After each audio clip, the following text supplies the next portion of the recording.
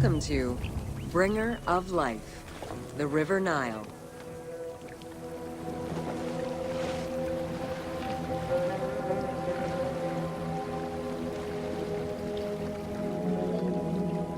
The ancient Egyptians called the dark fertile soil of the Nile the Black Lands, and the surrounding desert was referred to as the Red Lands. The dramatic difference of productive land opposed to barren desert had a deep influence on cultural ideology, mythology, and religion.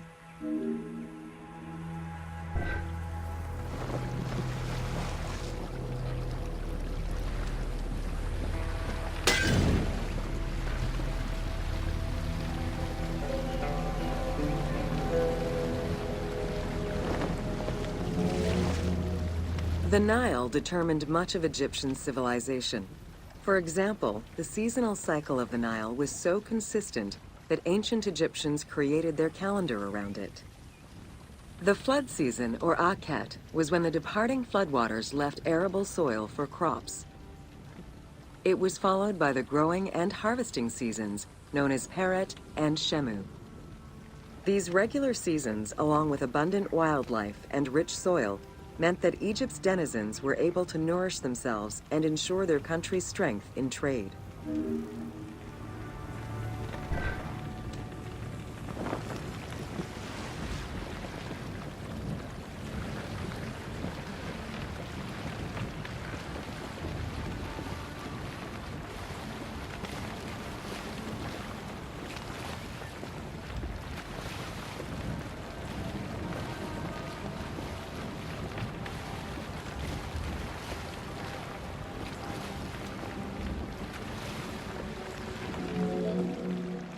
The River Nile, flowing from the south to the north, neatly traversed through both Upper and Lower Egypt.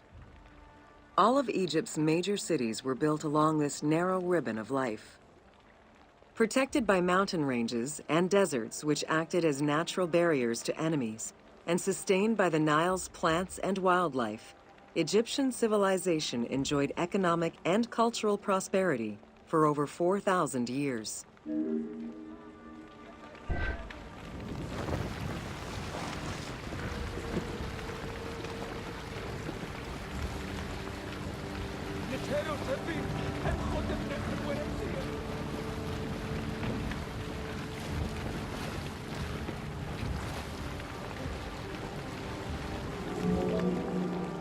Both ancient Egyptians and ancient Greeks referred to the Nile as the river in their respective languages.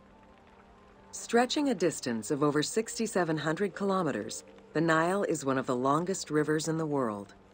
It flows south to north, spanning 11 countries. The River Nile originates in the region of the Great Subequatorial Lakes, including one of the largest in the world, Lake Victoria near Tanzania.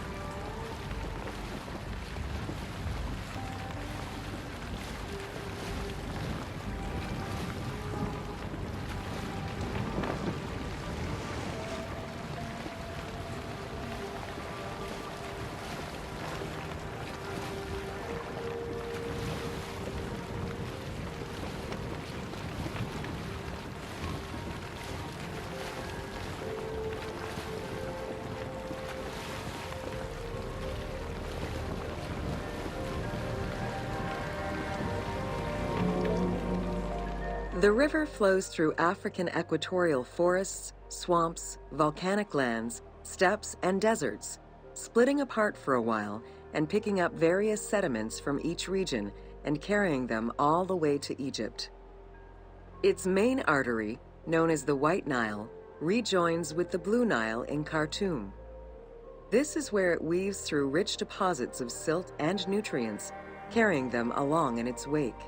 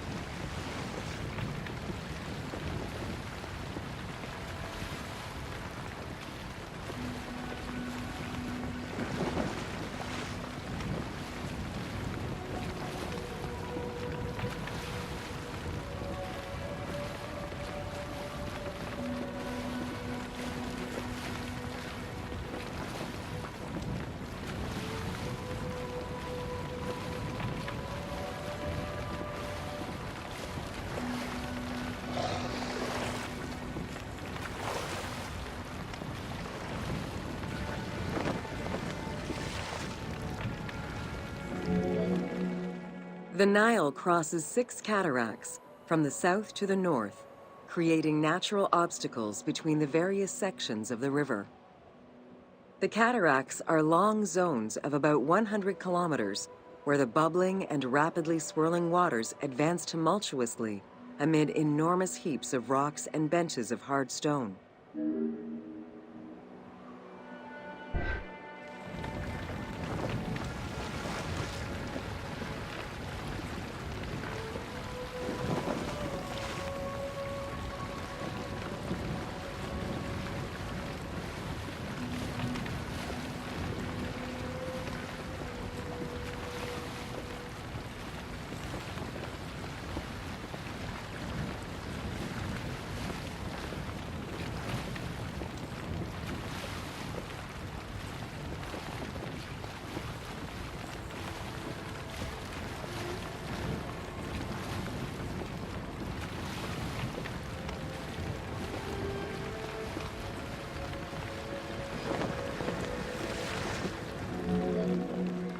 It is after crossing Nubia and the first cataract that the river officially returns to Egypt in Aswan. There are still 1,000 kilometers before it reaches Cairo and the Delta, bringing life to those living on its shores before it eventually empties into the Mediterranean Sea.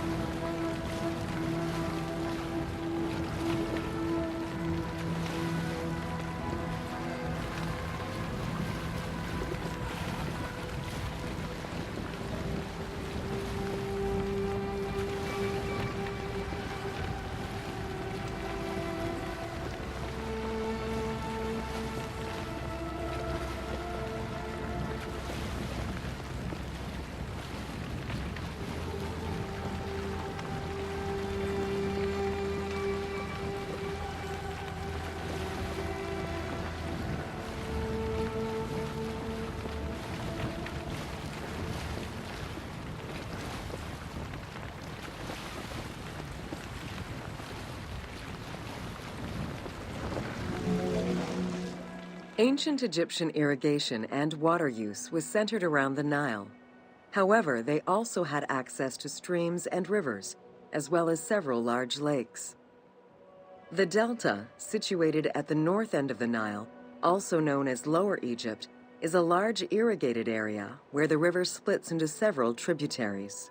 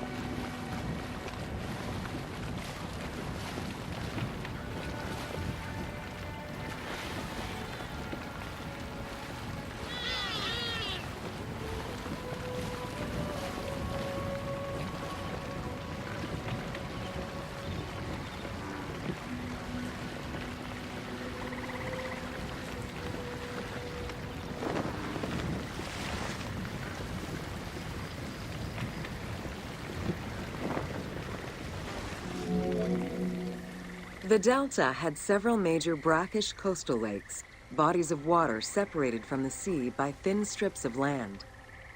A mix of deep to shallow waters, salt swamps, and sand plains, these lakes were refuge to a wealth of species, as well as water and land plants.